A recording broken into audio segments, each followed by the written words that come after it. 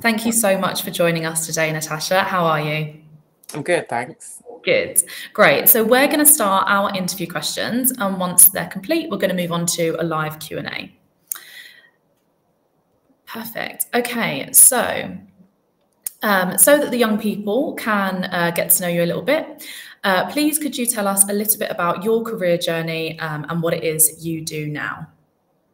Okay, so I've always written really, but it wasn't until um, probably about 5 years ago that I actually managed to finish a book. I studied English and creative writing in English at Bath Spa University, and then was not pressured, but you have to pay bills, and I'd moved to London on my own, so I had to get a job, and then writing was always there in the background, but it didn't feel like I could spend enough time on it. And like I said, I was still writing all the time and having ideas, but not really finishing them, mainly because I thought I was one of those writers that could just write organically and the story would like just happen. And I've realized I'm not. I need to plan things. Otherwise, I never get to the end. So I started teaching in East London. I trained in Newham, and I think part of like being at school, I found quite boring was that basically I sped through all the books in the school library as well. So, and then when I was at school, there didn't really seem to be much YA young adult books. It was either children's or adult. So by the time I was about 12, I was reading like Stephen King, and probably quite a few other books that the librarians probably shouldn't have let me take out. But the other books were just too easy and boring. Um, I'm also one of those people that I don't like being told what to do. So when my English teacher said to me, I don't think you should read this book, I think it was a Stephen King book because there's a couple of words that you couldn't pronounce or you didn't know what they meant. I was more determined to read it then because it's like perhaps you should have just told me to find out what those words mean rather than saying, don't read that book, it's too hard for you. So I love books, and I just wanted to books for me are an escape. So I think when I was growing up, there was a lot of racism in Cambridge growing up in the 80s and 90s, and I definitely used it as a means to escape. The school that I went to wasn't very good in terms of a lot of different teachers. The school actually nearly closed a couple of years after I left. So I would finish my work and just read behind my textbook. And it was definitely something that I wanted to be able to do in terms of creating that story or that world where people can get lost and kind of forget about everything else. So I moved to LA with my family for a couple of years, and I think there's a really I know like in schools now they do talk a lot about mindset, and I definitely think the mindset in America rubbed off on me in terms of my writing. It was very much I found that some of the people I was speaking to in England about if I was saying I'm writing this book, they would say, "Oh, how are you going to do that then? You're teaching. You're not. When are you going to have time to do this? You've got children." But in LA, they were very much like, "Okay, well, I've got a friend who's a writer. I've got someone who's an agent. Shall I give you their card, or shall I connect you? Or that's amazing." And that really pushed me through, so that when I moved back to England um, and I started teaching in Cambridge, I had the idea for Skin of the Sea because I wrote the book that I wanted to read. Um, because you can never really predict what books are going to be, on trends or what everyone wants to read. So I just wrote the book that I wanted to read. And when it came to that, because I had that mindset then of like this is amazing and I could do it if I just finish something, I had the idea, wrote a couple of thousand words to see if it was working, and then spent the 6 weeks holidays planning it, and then wrote it in about 8 months, I think. Um, and then I got an agent. So you can't really, if you're selling a book to a traditional publisher, it has to go through an agent. But it's quite hard to get an agent. I finished one book in LA, and I remember I didn't. I think I sent it to a couple of agents, and then I just lost heart a little bit because sometimes it takes them up to 3 or 6 months to get back to you. And so Twitter at that time in 2000 and, well, I don't know, 17, 16, 17, 18 was very supportive. I found it's not like it is now. And there were lots of competitions or initiatives to help you pitch your book to agents. And so that's how I ended up getting an agent. There was a trend called DV Pit where you could pitch your diverse voice stories, and that's what I did for Skin of the Sea. And so I had agents to choose from to submit my work to, which was good. And then and then we worked on it again, because that's the other thing I would say, like the finished product that you see, a bit like essays and work, has been through multiple drafts. So sold it in England, the US first, and then the UK and a couple of other countries, and then spent a lot of time editing it. And then it was published. So that's a bit of the story about how it happens. Amazing. Thank you so much. That was really insightful and really interesting. Thank you. You kind of touched on this already, but I'll read it out. So World Book Day obviously celebrates the joy of reading. Is there a book specifically that you can recall that you've enjoyed that resonates with you and was right and always something you wanted to pursue? Is there a book that kind of inspired you or you can really resonate with? I think I loved reading so much, probably because I didn't have a TV as well when I was younger, to be fair. That just seems completely alien now.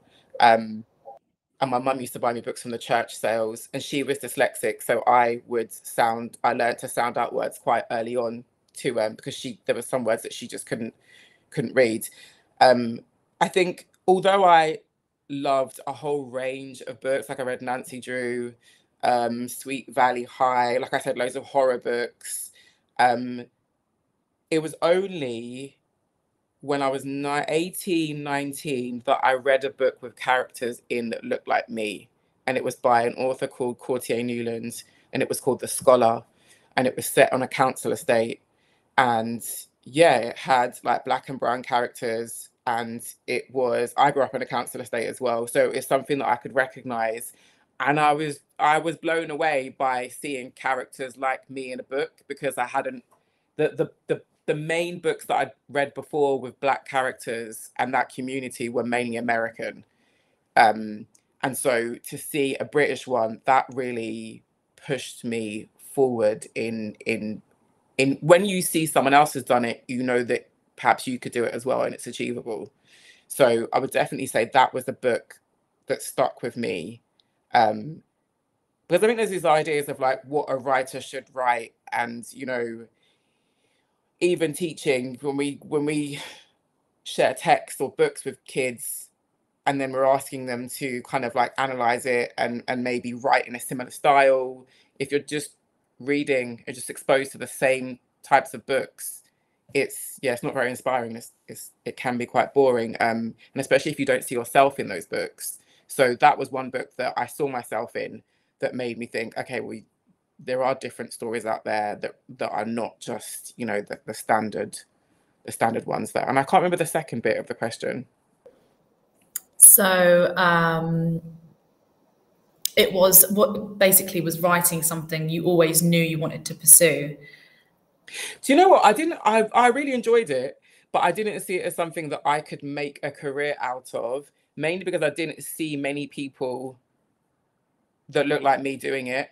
And also because of my background, growing up on the estate that I was on, there wasn't really many people that would do jobs like that, or they weren't really in creative industries because you had bills to pay, and a lot of sometimes those careers in the beginning don't really pay.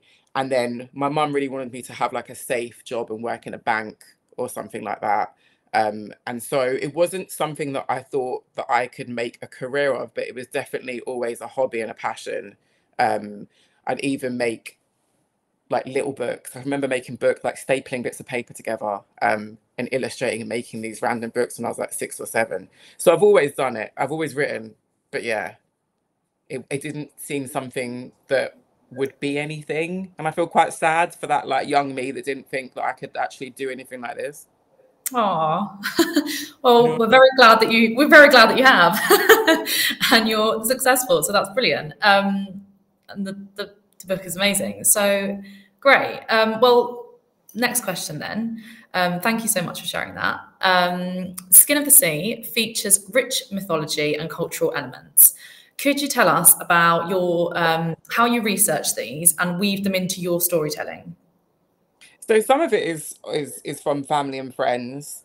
But I think the main bit I love history, and when I was at school, the history is quite patchy in the way that we were taught about slavery in terms of the economy, and how great the British Empire was, rather than pre-transatlantic slave Africa and pre-colonialism. We weren't really taught about how the beauty and the brilliance of Africa at that point. So it was a lot of, even from probably like 15, 16, I would just go and do my own reading and research.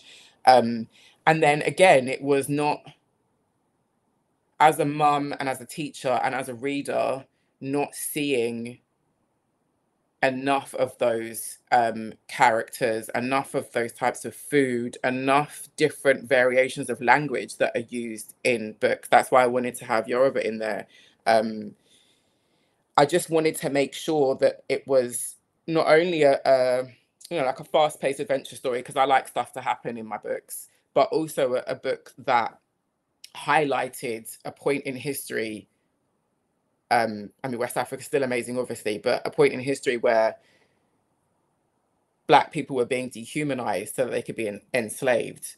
But I wanted to focus on, community, family, the beauty and the knowledge of architecture and mathematics.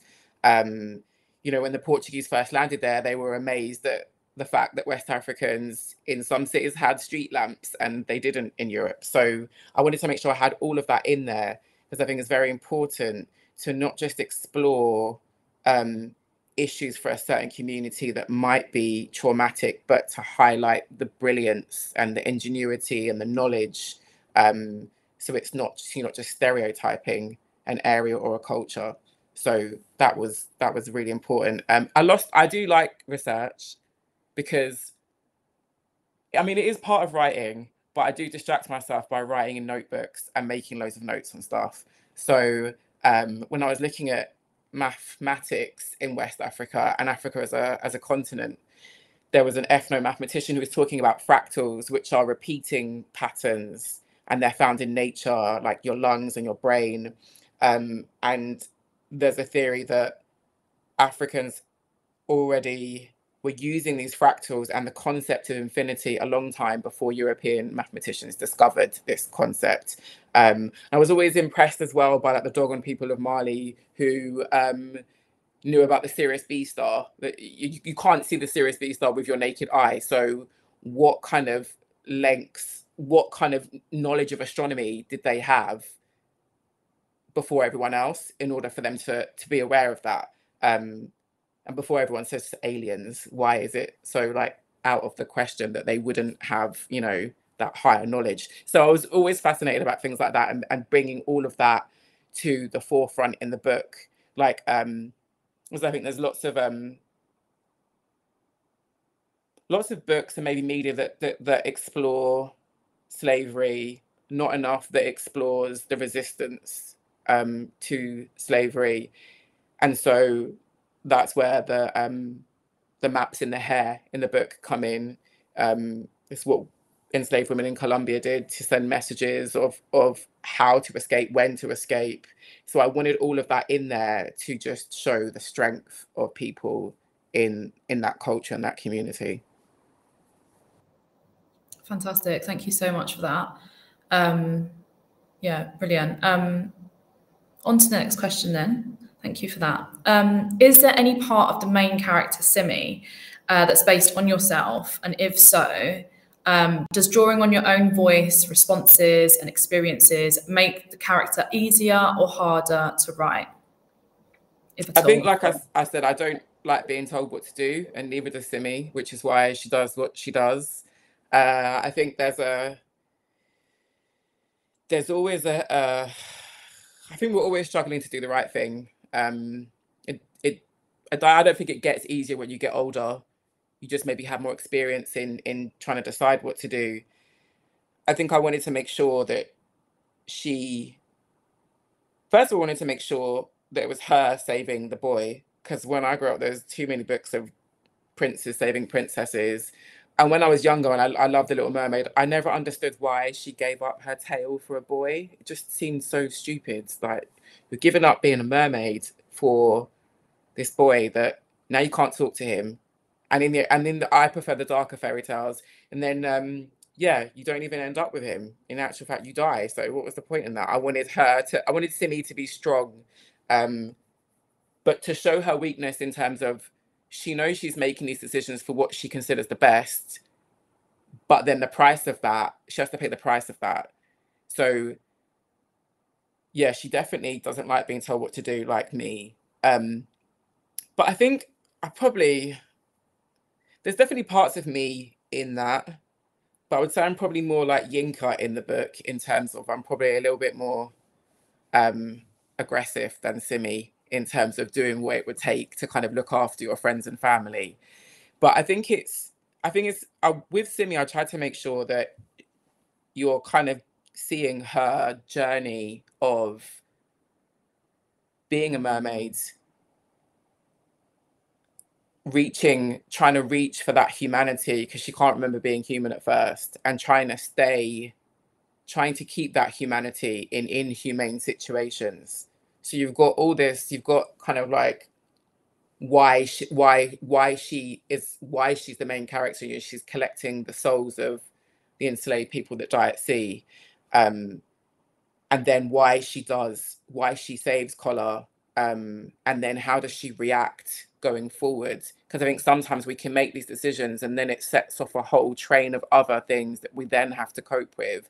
And I wanted to show her, she's quite sort of stubborn. You know, when I talk about this, sometimes I realize probably how much I have put of myself in her. She's quite stubborn, but I think she ends up learning to trust and accept help from other people, which I think is really important at any age, but definitely when, you know, you're younger and you're still working out life and yourself. And that's something that I probably struggled with when I was younger, and it's only something that I've probably come to terms with recently, which is, you know, if you need help or you're struggling, or whether that's because you're sad or depressed or you don't know what to do in a situation, it is best to ask people for help, and it's not weak to rely on friends and family to support you. So I really wanted to show that in the book. And then maybe I'd watched too much Love Island, because people say insta romance is like, yeah. I'm like, well, I don't know. I've fallen in love with people within like a couple of weeks. So I wanted to explore that part of her that struggles against kind of liking someone she shouldn't like, but she's supposed to be doing this, but then she's just focused on him. So there's all of that in there, that angst in there as well. And she is she's independent, and I think that shows in the end of the book as well, in terms of the sacrifice that she ends up making for the good of everyone else.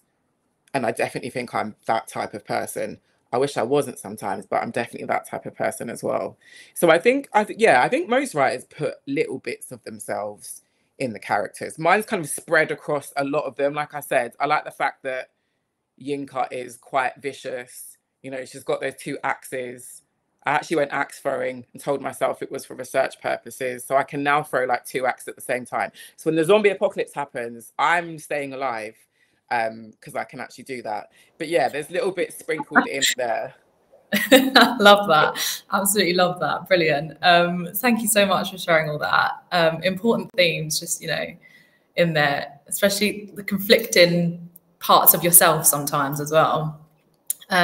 Cool. Well, kind of touching more on that, Skin of the Sea explores themes of love, family, belonging, protection, wanting to do the right thing.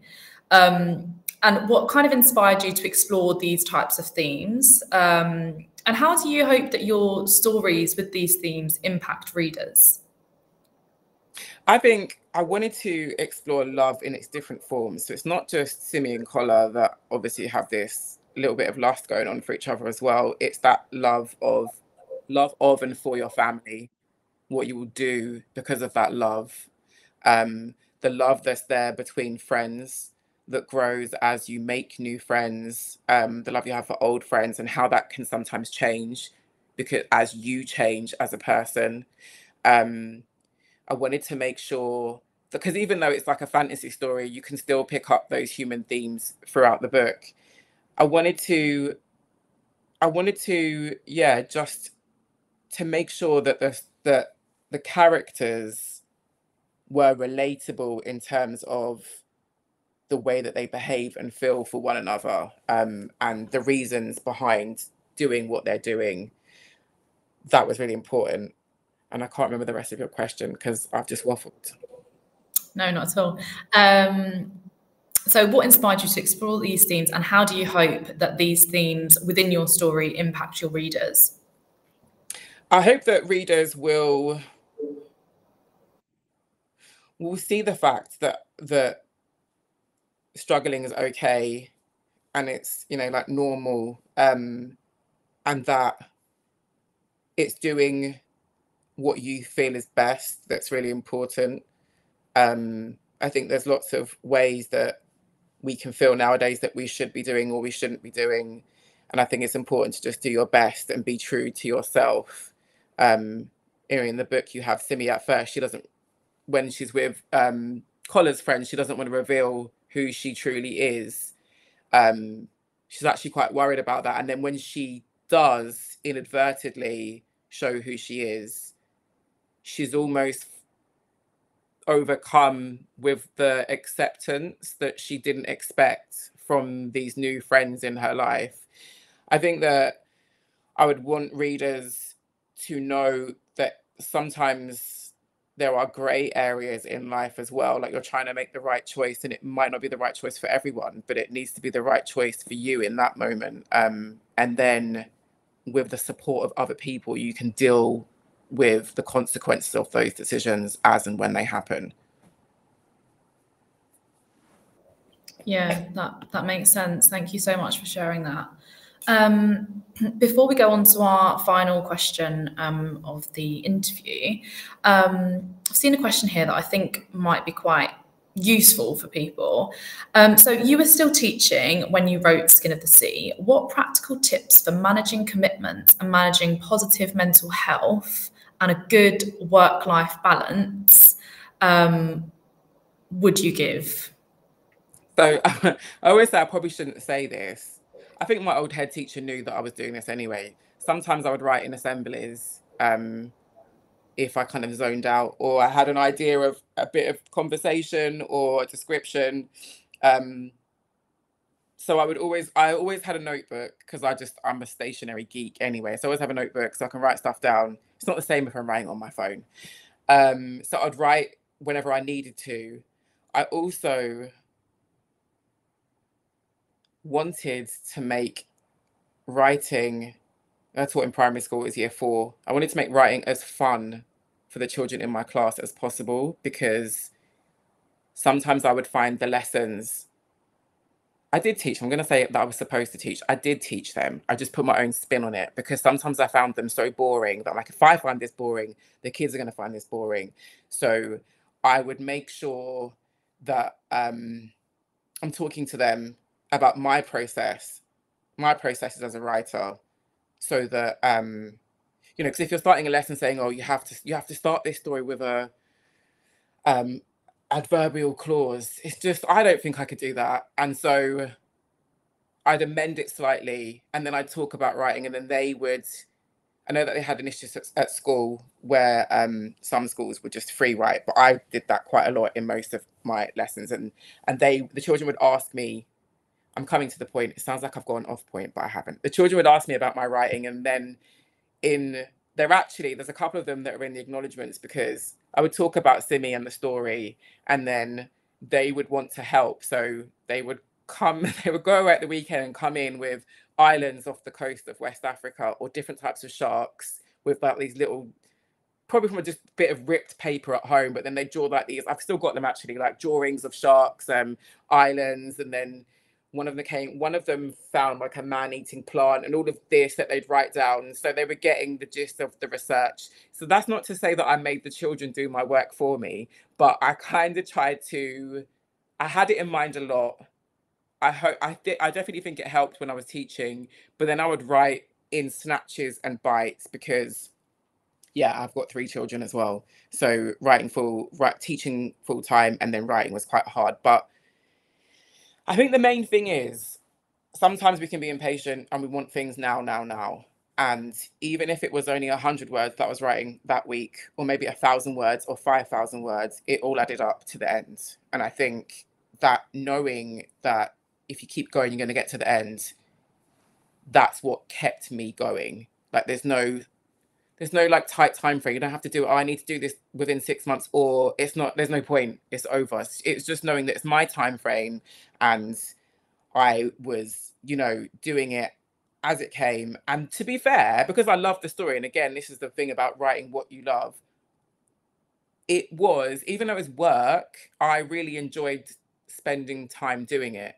So a lot of my weekends were spent then typing up the notes I'd made that week and getting my kids involved. Had post-it notes all over the dining room, and yeah, we had to talk about it over dinner. So that it was kind of involving everyone, and I just thought it's fun. I just really, really enjoyed it. So that was enough that was enough motivation for me. And knowing that I would definitely read that story, I didn't really care at that point what anyone else thought. It's just whether I liked it or not. Yeah.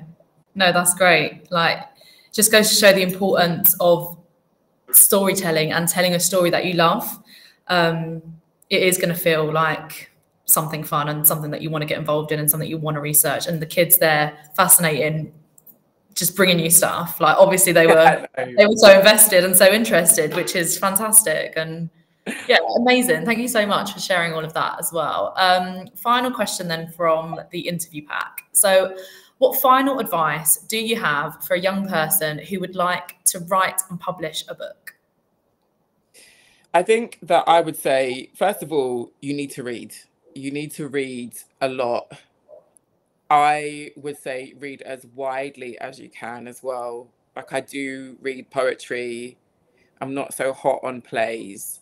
I know I shouldn't say this, like blasphemy. I shouldn't say that I don't like Shakespeare or Michael Morpurgo actually. But lots. I read lots of different genres, lots of different authors. And I suppose that's what helped me decide what genre and what style of writing that I liked. Because of that, you often know what you don't like, and sort of process of elimination, you discover what you do like in that. I would say you need to read widely, and then you need to actually, a lot of people will say like get your little writing group together, but sometimes I'm also, as well as being stubborn, I'm quite sensitive. So I found that if one person read something would maybe even have a little bit of criticism in the early days, then it would put me off it and I'd lose my confidence. So I would say pick a story or a character that you really love, work on it before you show people. I mean, you can talk about ideas, but I think it's definitely good to talk about ideas, but maybe with your work, if you are sensitive, just write it without, because sometimes I have a friend who's so worried about someone reading it that she gets like a writer's block, and she can't get past like the first 2 or 3 chapters. That's another thing. Don't be too harsh on yourself, because when I first started writing, I would read back the same 3 chapters and go over and like pick every little sentence apart, and then that's why I wasn't finishing a draft. And you have to remember it's a draft, and all drafts are rubbish, but you have that starting point. So I think for me, it's the most advice is getting from the beginning to the end. It doesn't matter if it's rubbish, because you have something to polish and make better, but you can't improve on what you don't have. So I'd say, yeah, read widely and just push through and do it. Doesn't matter if you hate it. You can go back and change it, but you need stuff to work with. And then once you're confident, get other people's opinions, and see what they think. And then there's lots of competitions and opportunities out there that I would say apply for, because I think before I finished Skin of the Sea, I was chosen by Spread the Word, and I was able to give an agent to the first 2,000 words of Skin of the Sea. And her feedback, even though I was scared of her feedback, because at that point I was still like, oh, it was really, really helpful. So I think definitely try and get some feedback, maybe from people that aren't too close to you, because then you know they're not just going to say, oh, I love it, and you're thinking, but do you? Is it just because you're my best friends? Do you really love it? Try and get some feedback, but then most importantly, believe in yourself and the story that you want to tell, because everything is subjective and people's opinions are always different. You know, one person might love a book, the next person might hate it. So you have to have confidence in the story that you're telling, and you have to enjoy it. Absolutely. Yeah. Thank you so much for that. Amazing. Well, thank you so much for answering the interview questions for me. I'm sure everyone really enjoyed that. We're now going to move on for the last 15 minutes to the student Q&A. So these are questions that students have written that they'd like answered by yourself. So I will start with the Hayes School. So they have asked how you got started. I think I'll start, like I said, I've always written. I think with this book, it was finishing the book and then entering the Twitter pitch, and then being able to get an agent that helped me to revise the work before she put it out for submission. But I would also say that I learned to plan a book and realize that that's the way it works. That books always start for me in terms of ideas and images that I just write down without worrying too much about structure. And then I have to plan them in 3 acts, and then I'll write it. But I think for me, yeah, the biggest thing that helped me was the Twitter pitch and getting an agent, because I think I could have rewritten that book a lot of times and maybe been discouraged from sending it to different agents. So I'd say, yeah, that was my I won't say break, because I think a lot of things need to come in alignment in publishing at the right time with the right person. And actual fact, the agent that I'd chosen, her mother was quite ill, so she was like, I've given it to my colleague. And I was a little bit disappointed because she was on my list of, you know, top people that I would like. And then my agent then emailed me and we had a little chat, and then I didn't realize that she was such a superstar agent. And then I was worried because she was a superstar agent, because what would she do with me? Like, will she bother to pay me any attention? So yeah, it's all those things that sort of slotted into place, I think, for the book, in terms of the tweet as well, when I think it got like 10,000 likes. So that helped in terms of publishers want their interest in the story as well. Yeah, absolutely. Thank you. That's really interesting that things like online platforms and Twitter and all of these kind of modern, newer ways of finding an agent, you just probably wouldn't have thought of that. You know, no, because I think it skips over a whole. So before that, when I was at university and they were telling us, oh, probably you should write plays, and that's the easiest way to break into writing. And I didn't like, this is a really bad admission to make, but I was quite lazy. Now you can get software to do it, but I was quite lazy in the way that you're supposed to lay out your radio plays in a certain way, and I was just quite lazy and didn't do it.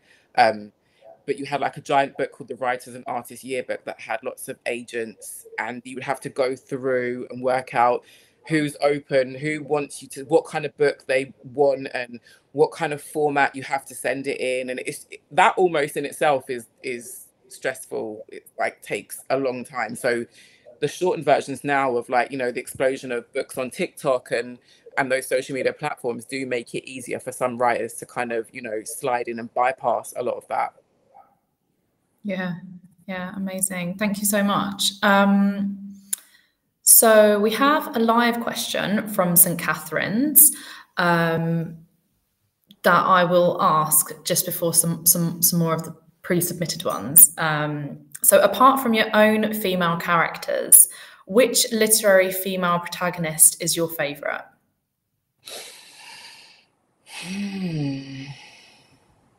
The thing is, I read so many books. I probably read about 2 or 3 books a week, and I have done since I was like 7 or 8. So it's hard to remember some of my favorite ones. I did like, there's a trilogy that I really like by Catherine Arden, The Bear and the Nightingale. and it's based on Russian folklore mythology. And the main character, Vasya, I really like her. But I would say actually, and I'm gutted that Netflix have cancelled this. I loved Lee Bardugo's, the Grisha trilogy. And the character in there starts off quite weak, and she just becomes gradually stronger and more powerful than anyone else around her. I think I definitely like characters like that. That transformation from, weak and maybe meek into don't mess with me. Yeah, love that too. Thank you so much. Cool. So we've probably got time for a couple more. What would you say was the hardest part about becoming an author? How long it all takes. It's such a lot. I don't think it just takes so long, and it takes long for pretty much everything, from even getting the contract for your book probably takes about 5 months, and then getting paid is another couple of months after that. But mainly for me, it was that whole process between selling it and then it comes out, and there's so much in between, I think, that readers don't know about, in terms of the book goes through so many drafts. I had like 2 editors, probably about 4 different copy editors, because when it gets to the final part, then you've got copy editors, and then they have fresh ones coming in so that they, if anyone else has missed something. And then also sometimes you get really good news that you can't share for a very, very long time. I didn't think I was a patient person, but being an author has taught me that I have to be patient. So I would say, yeah, because sometimes you just want it to happen quickly, and it's such a long process, and it's obviously a process because you want the book to be the best it can be. And even then, when you still find books with mistakes in them. When I was younger, I'd be like, oh, how have they got this mistake in the book? But it's even when you've had like multiple edits, you still find mistakes. But I think, yeah, it's waiting, it's being able to kind of like tell people the news of what's happening next, and then just waiting for your book to come out. I think that's the longest kind of drawn out. And mine was made longer by COVID because the release date was pushed back because of the pandemic. So yeah, it's the waiting. The waiting is the frustrating bit for me. And also, I think I definitely enjoy the drafting stage. I've learned, I think, pretty much the same as when you have like a good relationship with your teacher. I have a good relationship with my editor now. And so I don't it's not, when I get my edits, I'm not like, oh, what does she mean? Why have you put that word there? I kind of like trust the fact that she's looking at it with fresh eyes and she's not, just telling me off. So that's something that I found difficult at first, because I want things to be perfect, but they never are. And I think accepting that was definitely quite hard to do. But yeah, I would say the time it takes, and the time that you have to wait before you can tell people good stuff. Yeah, that sounds like a definite test of patience and perseverance. So yeah, good stuff, and thank you so much for sharing that with us as well. Moving on to another question now. I think we've probably got time for one more. Were you good at English at school?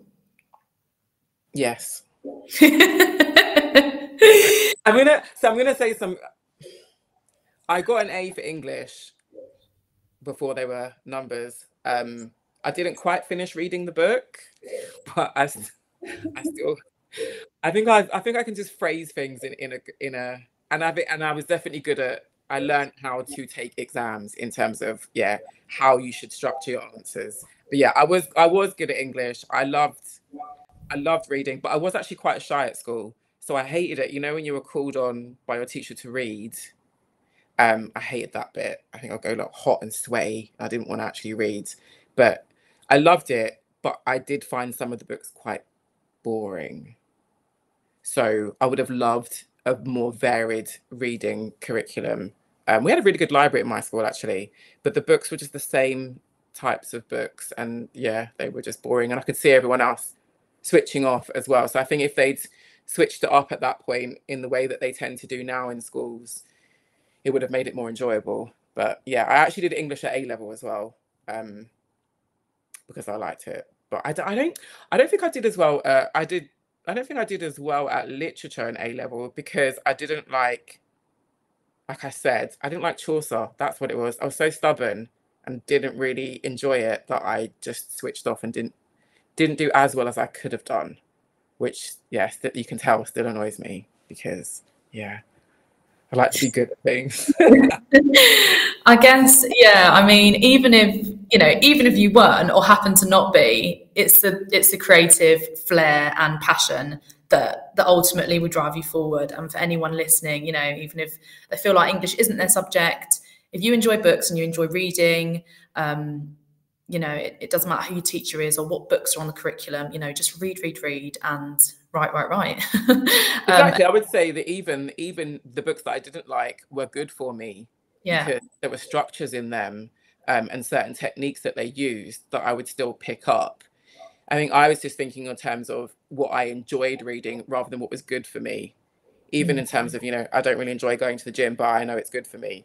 So which is why I say you should read everything, even if you don't like it, because it's still teaching you something. Absolutely. Yeah. Perfect. Thank you so much. Okay. Can you share any final thoughts or feelings very quickly with our viewers today before we end today's session? I think I would want people to enjoy reading as much as they enjoy being on their phone. In terms of, I think there can be a struggle sometimes or a switch off with what you enjoy when you're trying to find what books that you like. But I would want people to, just try as many different types of books as possible, and find what works and what they end up liking, because there is always a book and an author for everyone.